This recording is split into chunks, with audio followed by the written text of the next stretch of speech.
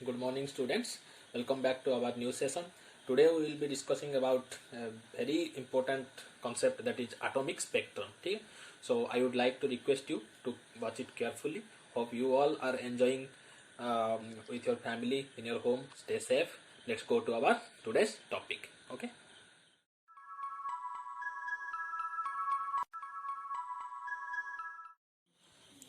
तो बच्चों, in the last class we have already discussed about the impact parameter, and then we have already discussed about the electron orbit, and we have also calculated the expression for total energy. ठीक है, तो वहाँ पर हमने दिखाया कि Rutherford के हिसाब से उन्होंने क्या बताया, the electrons are revolving around the nucleus through a closed orbit. ठीक है, तो यही सब अल्फा पार्टिकल स्कैटरिंग एक्सपेरिमेंट के बदौलत उन्होंने क्या किया कि एटॉमिक मॉडल एक प्रपोज किया. उनका जो एटॉमिक मॉडल था उसे हम बोलते हैं Rutherford atomic model, and the main points I have been listed here in my notebook. ठीक है, तो देखते हैं उन्होंने पहले क्या बताया. According to the Rutherford atomic model, the first point is the positively charged particles and most of the mass of an atom was concentrated in an extremely small volume. ठीक है, जैसे कि आप पहले पढ़ चुके हो. तो उन्होंने ये अल्फा पार्टिकल स्कैटरिंग में उन्होंने क्या दिखाया कि the most of the positive mass and the positive particles are concentrated in the extremely small volume. ठीक है, तो उन्होंने ही called this region of the atom as nucleus. ठीक है, उन्होंने ये वाला जो कॉन्सेंट्रेटेड वॉल्यूम, स्मॉल वॉल्यूम में कॉन्सेंट्रेटेड था, उस रीजन को क्या बताया उन्होंने, न्यूक्लियस बताया. ठीक है, इन द सेकेंड पॉइंट उन्होंने बताया कि the negatively charged electrons surrounded the nucleus of atom and revolve around it with very high speed in circular paths. He named these circular path as orbit. ठीक है, उन्होंने क्या बताया कि negatively charged particle जो इलेक्ट्रॉन है वो nucleus के चारों तरफ घूम रहे हैं, एंड वो जो उनका पाथ है जो घूम रहे हैं सर्कुलर पाथ में घूम रहे हैं, और उस सर्कुलर पाथ को उन्होंने नाम दिया क्या, ऑर्बिट. ठीक है, ये वाला ऑर्बिट नाम दिया उसे. फिर in the third point, electrons being negatively charged and nucleus being a densely concentrated mass of positively charged particle are held together by a strong electrostatic force of attraction. हमने session 1 और session 2 में दिखाया है कि electrons are negatively charge particle and protons are nucleus being a densely concentrated mass of positively charge particles. ठीक है कि नहीं, और जैसे ही electrons are negatively charge and nucleus is positively charge, तो there exist an electrostatic force of attraction. ठीक है, उसका हमने वैल्यू भी निकाला है और एक्सप्रेशन भी पहले वाले सेशन में हमने कर चुके हैं. ठीक है, तो ये था एटॉमिक मॉडल. उसके ऊपर उन्होंने जो प्रपोज किया उसका 3 पॉइंट मैंने निकाला है. फिर आया इसका क्या, लिमिटेशंस. ठीक है, वो वाइडली एक्सेप्टेड क्यों नहीं हुआ Rutherford atomic model, why it was not the final atomic model, क्योंकि उसमें कुछ खामियां थी. ठीक है, तो क्या लिमिटेशंस था उसमें. पहले था क्वेश्चन था स्टेबिलिटी ऑफ एटम के ऊपर. ठीक है, तो इसमें क्या बोले थे वो, it could not explain the stability of atom because according to classical electrodynamic theory an accelerated charged particle should continuously radiate energy. Thus an electron moving in a circular path around the nucleus should also radiate energy and thus move into smaller and smaller orbits of gradually decreasing radius, and it should ultimately fall into nucleus. ठीक है, इसमें limitation क्या था देखो. Rutherford के मुताबिक उन्होंने क्या बताया कि nucleus is concentrated in a small volume. ठीक है, दिस इज द न्यूक्लियस. ठीक है, this is the electron. Nucleus is positively charge, electrons are negatively charge. उन्होंने क्या बताया, electrons revolve around the nucleus like all the planets revolve around the sun. ठीक है, तो ये जो बताया उन्होंने कि this is the concentric circle and electrons revolve around the nucleus through a circle, उसको क्लासिकल इलेक्ट्रोडायनामिक ने रिजेक्ट कर दिया. ठीक है, क्योंकि according to classical dynamic if a charge particle is moving in a circle through around another charged particle then it radiate energy continuously. ठीक है, तो क्या हो रहा होता है, अगर ये न्यूक्लियस है अकॉर्डिंग टू क्लासिकल इलेक्ट्रोडायनेमिक्स क्या बता रहा है कि अगर ये इलेक्ट्रॉन है, ये सर्कल में मूव कर रहा है, तो due to this motion it continuously radiate energy and then it decreases its radius and gradually fall into the nucleus. ठीक है कि नहीं? तो इन्होंने जो बताया था that it is a concentric circle and continuously electron is revolving around the nucleus, वो क्या गलत निकला क्लासिकल इलेक्ट्रोडायनामिक्स में। क्लासिकल इलेक्ट्रोडायनामिक्स में क्या बताया कि अगर एक चार्ज पार्टिकल दूसरे चार्ज पार्टिकल के चारों तरफ मूव कर रहा है सर्कल में, तो वो क्या करता रहेगा, कंटिन्यूसली एनर्जी रेडिएट करता रहेगा। तो due to the continuous energy radiation क्या हो रहा है, the electron gradually fall into the nucleus, so the orbit is not stable। ठीक है, तो यहाँ पर स्टेबिलिटी ऑफ एटम के ऊपर क्वेश्चन आया जिसको रदरफोर्ड ने एक्सप्लेन नहीं कर पाए। ठीक है। एंड दूसरा लिमिटेशन क्या था, according to this model the spectrum of atom must be continuous whereas practically it is a line spectrum. ठीक है कि नहीं? उन्होंने क्या बताया कि spectrum of atom must be continuous but practically it is a line spectrum. और तो स्पेक्ट्रम के बारे में हम अभी बात करेंगे, इसके बाद लिमिटेशन खत्म हो जाने के बाद हम आगे बढ़ेंगे कि what is the atomic spectra and what do you mean by continuous and line spectrum. ठीक है। It did not explain the distribution और arrangement of electrons in an atom. उन्होंने ये भी बताने में बताने में असफल रहे कि उनका इलेक्ट्रॉन जो एटम के चारों तरफ एटम के अंदर जो इलेक्ट्रॉन्स है उसका डिस्ट्रीब्यूशन और अरेंजमेंट कैसा रहा। ठीक है कि नहीं? वो उसको बता नहीं पाए। So these are the limitations of Rutherford atomic model. ठीक है, होप यू अंडरस्टैंड दिस। तो बच्चों now come to the atomic spectrum. ठीक है, एटॉमिक स्पेक्ट्रम। तो बच्चों एटॉमिक स्पेक्ट्रम को समझने से पहले आपको ये जानना जरूरी है कि what do you mean bye spectrum. ठीक है, तो पहले स्पेक्ट्रम के बारे में पता करते हैं। ठीक है, so what do you mean bye spectrum? It means a band of colours as seen in a rainbow produced by separation of the components of light by their different degrees of refraction according to their wavelength। ठीक है, तो spectrum क्या है? It means a band of colours are seen in a rainbow produced by separation of the component of light by their different degrees of refraction according to their wavelength. ठीक है, जैसे कि आपने देखा होगा if there is a glass slab and light of different colours are made to pass through this glass slab, then what happens? The light rays bends। ठीक है कि नहीं? ठीक है, देखो जैसे if this is the violet light and if this is the red light, in between violet and red we know that wavelength of violet is less and wavelength of red light is मोर। ठीक है कि नहीं? तो जैसे ही हम rare air से denser medium में जाते हैं, दिस इज द एयर। ठीक है, this is the glass, so this is the rare medium and this is the denser medium. So जैसे ही हम रेयरर से डेंसर मीडियम में जाते हैं तो वहाँ यहाँ पर क्या होता है, the light having less wavelength deviated more, ठीक है, और the light having more wavelength deviated less, ठीक है। तो ये वाला को हम क्या कहते हैं, इसे रिफ्रैक्शन कहते हैं, ठीक है।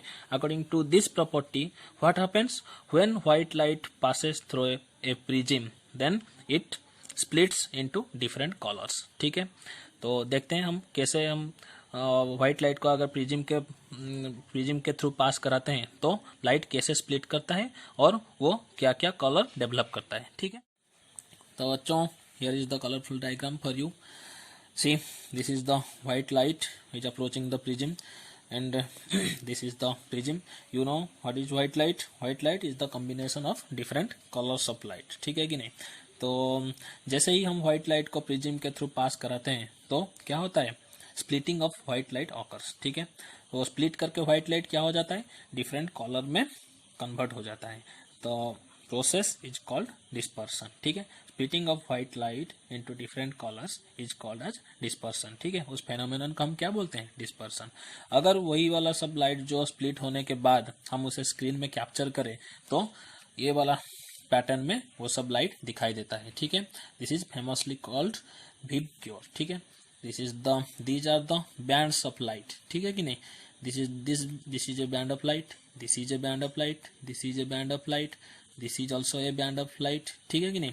दिस बैंड को क्या बोलते हैं, ये वाले बैंड को वायलेट बोलते हैं। This band is called Indigo, this band is called blue, this band is called green, this band is called yellow, this is orange and this is red, ठीक है कि नहीं।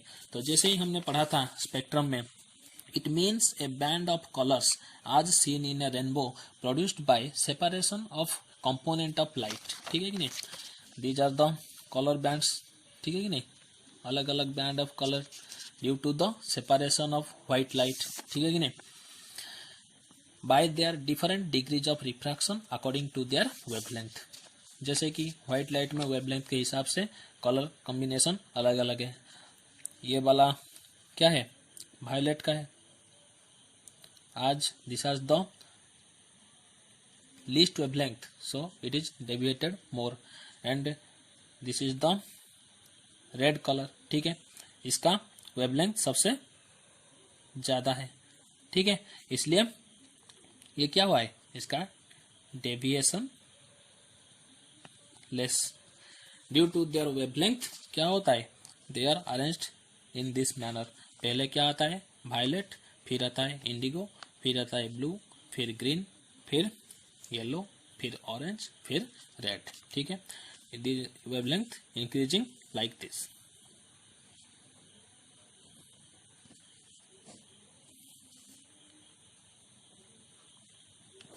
ऑर्डर ऑफ वेवलेंथ कैसा है, ऐसा है, इंक्रीजिंग ऑर्डर, ठीक है। सबसे कम वेवलेंथ किसका है, वायलेट का, एंड सबसे ज्यादा वेवलेंथ किसका है, रेड का, ठीक है। तो देखिए जैसे कि ये वाले सब अलग अलग बैंड के हैं, but this is called continuous spectrum. क्यों, वायलेट, इंडिगो, ब्लू, ग्रीन ये सब देखो मर्ज हो गए हैं। वायलेट इंडिगो के साथ मर्ज हो गया है, इंडिगो ब्लू के साथ मर्ज हो गया है, ब्लू ग्रीन के साथ मर्ज हो गया है, इन जैसे ये देखो ग्रीन येलो के साथ मर्ज हो गया है। या इस पैटर्न में आप कहीं भी नहीं पाओगे कि किसी का कोई बाउंड्री है। जैसे कि आप यहाँ से वायलेट और इंडिगो में ये नहीं बता सकते कि यहाँ से इंडिगो शुरू हुआ है या इंडिगो यहाँ से शुरू हुआ है, ये क्या यहाँ से इंडिगो है, ठीक है कि नहीं। ये सारा स्पेक्ट्रम जो है ये कंटिन्यूअस इन नेचर है, एक के बाद एक शुरू नहीं हुए, ये एक के ऊपर एक मर्ज कर रहे हैं, ठीक है कि नहीं। इसीलिए इसे बोलते हैं कंटिन्यूअस स्पेक्ट्रम। लेकिन जब हम इस व्हाइट लाइट को एक कंटेनर, उसके सामने एक कंटेनर रख देंगे और जिसके अंदर कोल्ड गैस भरा हुआ होगा, ठीक है कि नहीं, तो क्या होगा, this gives another spectrum which is called absorption spectrum, ठीक है कि नहीं। इसे अब्जॉर्प्शन स्पेक्ट्रम क्यों बोलते हैं, क्योंकि देखो ये है व्हाइट लाइट, ठीक है, यहाँ पर कोल्ड गैस है, तो कोल्ड गैस के अंदर ग्राउंड स्टेट में इलेक्ट्रॉन्स होते हैं, ठीक है, जो क्या करते हैं, इस व्हाइट लाइट को ऑब्जर्व कर ले, व्हाइट लाइट में से कुछ फ्रीक्वेंसी या कुछ वेवलेंथ वाले लाइट को ये क्या कर लेते हैं, ऑब्जर्व करके हायर एनर्जी में चले जाते हैं, ठीक है। तो जैसे ही ये कुछ वेवलेंथ और कुछ फ्रीक्वेंसी के लाइट को ऑब्जर्व कर लेते हैं, इसीलिए वो जो वाला फ्रीक्वेंसी को ऑब्जर्व कर लिए हैं उसको क्या दर्शाते हैं, डार्क बैंड शो करता है, ठीक है कि नहीं, इसमें कलर दिखाई नहीं देता, ये ब्लैक हो जाता है, ठीक है। इसे क्या बोलते हैं, डार्क लाइंस और डार्क बैंड। जैसे पहले वाले में हम क्या था, सिर्फ white light was passing through the prism and the spectrum was like this was called continuous spectrum because there is no boundary in between the colors, ठीक है, they were merging upon one another। पर यहाँ पर क्या है, जैसे कि हम देख रहे हैं कोल्ड गैस को हमने व्हाइट लाइट के बीच में प्लेस कर दिया और प्रिज्म के बीच में प्लेस कर दिया, तो कोल्ड गैस का जो ग्राउंड स्टेट में इलेक्ट्रॉन्स थे वो इस यहाँ से एनर्जी या कुछ लाइट का जो फ्रीक्वेंसी या लाइट का जो वेवलेंथ था उसको थोड़ा ऑब्जर्व कर लिए, और जो लाइट का फ्रीक्वेंसी या जो लाइट का वेवलेंथ को उन्होंने ऑब्जर्व किया उसके बदले वहाँ यहाँ पर क्या हुआ, कलर जनरेट नहीं हुआ, यहाँ पर डार्क बैंड आ गए, ठीक है। इसीलिए इसे बोलते हैं ऑब्जर्प्शन स्पेक्ट्रम, ठीक है। जैसे कि अब अगर हम बात करेंगे कि लाइट का पार्टिकल नेचर भी है, ठीक है कि नहीं। So this comes in the packets of energy, जिसे हम क्या बोलते हैं, फोटॉन्स बोलते हैं, ठीक है। अगर हम इसे भी देखें तो क्या होता है, this photons consume the energy having light of frequency nu, ठीक है। देखो according to the energy formula what we know, E equal to H nu, ठीक है। H is the Planck's constant and nu is the frequency of light. As light has the particle nature, so what happens, the electrons observe the packets of energy which has the frequency nu, ठीक है कि नहीं। तो ये जो frequency वाला light था उस एनर्जी को उन्होंने ऑब्जर्व कर लिया, इसलिए यहाँ पर हम क्या देख रहे हैं, डार्क बैंड्स देख रहे हैं, इसीलिए इसे क्या बोलते हैं, absorption spectrum, because the white light is observed by the electrons which are in ground state and they are want to go to the higher energy level, ठीक है। तो जब फिर एक डायग्राम देखो कि अगर कोल्ड गैस के बदले हम हॉट गैस या अगर एक कंटेनर लेंगे, वहां पर कुछ गैस लेके उसे एक्साइट करेंगे, एक्साइट करने का मतलब क्या है, अगर हम उसे हीट दे देंगे तो गैसेस एक्साइट होंगे, ये बन जाएगा हॉट गैस। तो जैसे ही गैसेस हॉट बन जाते हैं और एक्साइट होते हैं तो these exciting gases also emit some light rays, ठीक है। These light rays also passed through the prism and if we see the pattern of the spectrum then we see that this is the pattern of emission spectrum, ठीक है। इसे हम क्या बोलते हैं, line spectrum भी बोलते हैं। ऑब्जर्प्शन और एमिशन स्पेक्ट्रम में डिफरेंस देखो, ऑब्जर्प्शन स्पेक्ट्रम में क्या होता था, सारे कलर थे, लेकिन जो वाला लाइट फ्रीक्वेंसी ये ऑब्जर्व कर रहे थे ग्राउंड स्टेट में होने वाले इलेक्ट्रॉन्स, उस जगह में हम क्या दे रहे थे, डार्क बैंड लगाए दे रहे थे, ठीक है कि नहीं। लेकिन एमिशन स्पेक्ट्रम में क्या हो रहा है, टोटल बैकग्राउंड इज डार्क, ठीक है। यहाँ पर जो एक्साइटेड इलेक्ट्रॉन्स हैं वो क्या आ रहे हैं, एनर्जी ग्राउंड स्टेट को कन्वर्ट कर रहे हैं, ठीक है। कैसे, एनर्जी रेडिएट करके,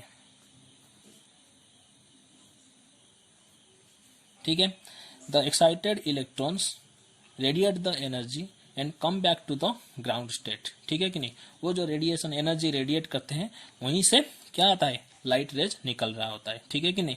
तो जहां जहां एनर्जी रेडिएट हुआ उसी फ्रीक्वेंसी का लाइट रेज हमें देखने को मिला, और दूसरे सब में क्या हम देखें, बैकग्राउंड ब्लैक दिख रहा है, ठीक है कि नहीं। उसका भी अगर हम देखें कि energy of this light rays is calculated as E equal to H nu, H is the Planck's constant, nu is the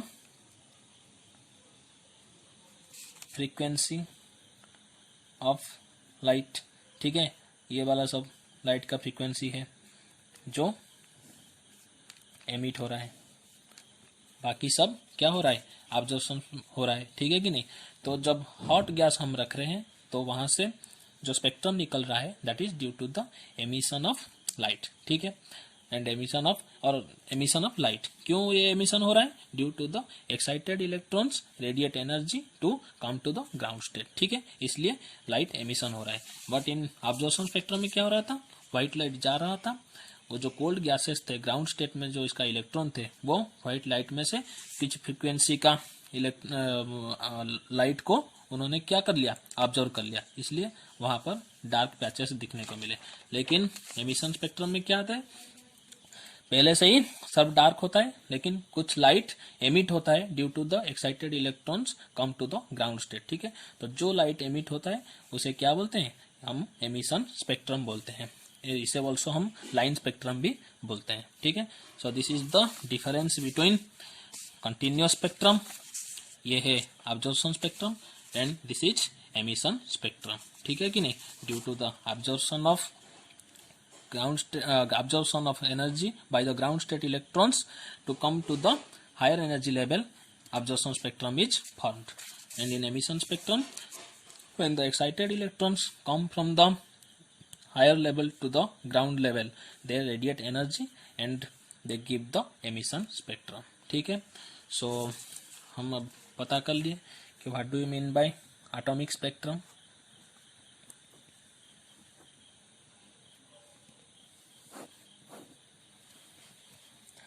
The spectrum of the electromagnetic radiation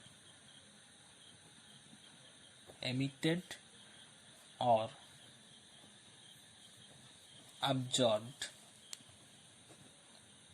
by an electron during transition between different energy levels within an atom is called as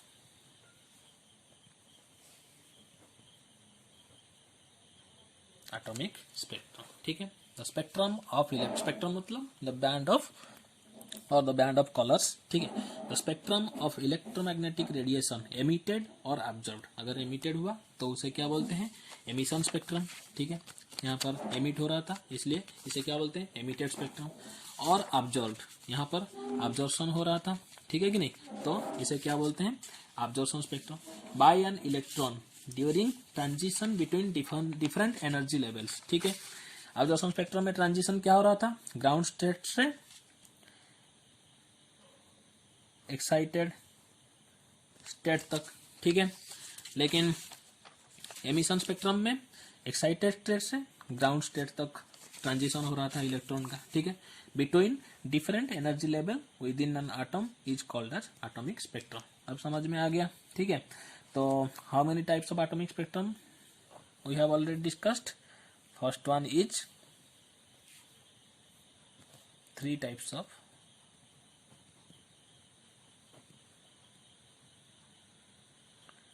atomic spectrum. First one is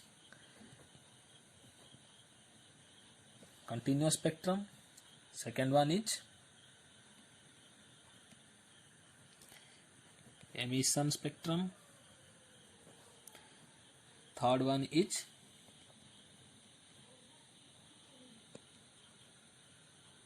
absorption spectrum, ठीक है। So here is the 3 types of atomic spectrum we have just studied about. One is continuous spectrum, first one is continuous spectrum, ठीक है। Second one is emission spectrum, third one is absorption spectrum. ठीक है,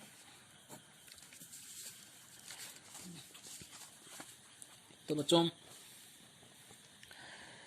यहाँ पर देखो, these are the absorption spectrum and emission spectrum. These are the characteristics of a material. ठीक है कि नहीं? अगर आप कोई गैस ले रहे हो तो उसका एक डेफिनाइट एमिशन स्पेक्ट्रम भी होगा और डेफिनाइट अब्जॉर्प्शन स्पेक्ट्रम भी होगा. ठीक है कि नहीं? तो absorption spectrum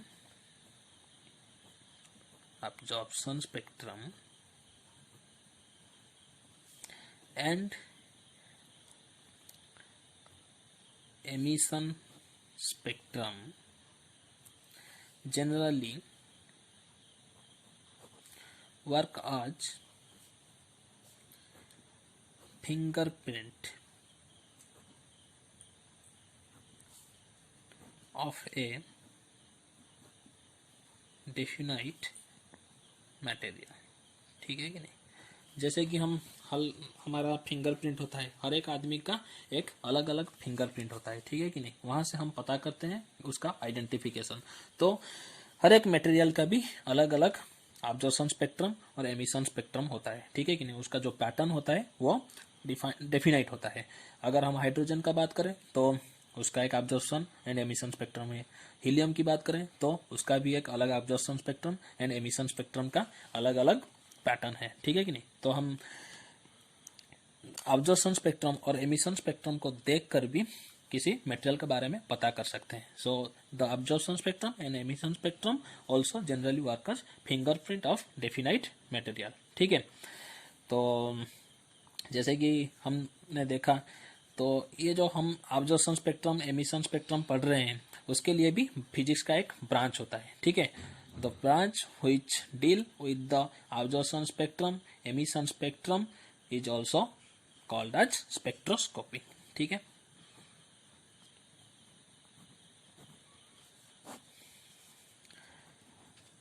the branch of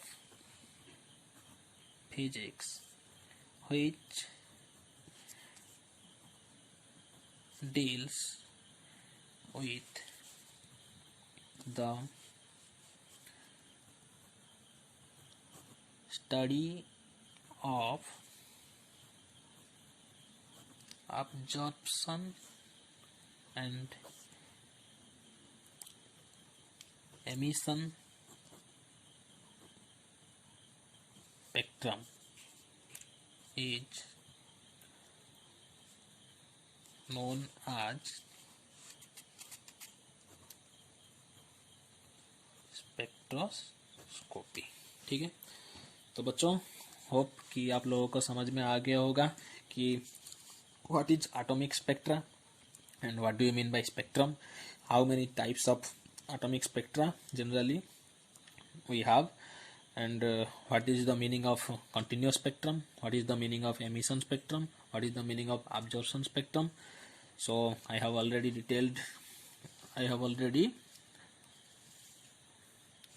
taught you with the detailed figures and detailed diagram. ठीक है, in the next class we will learn about spectral lines of hydrogen. ठीक है, फिर उनका जो एक्सप्रेशन था given by Rydberg and Balmer वो भी पढ़ेंगे. And then we will learn about Bohr's atomic model. ठीक है, तब तक के लिए keep studying and keep asking your doubts. Good luck.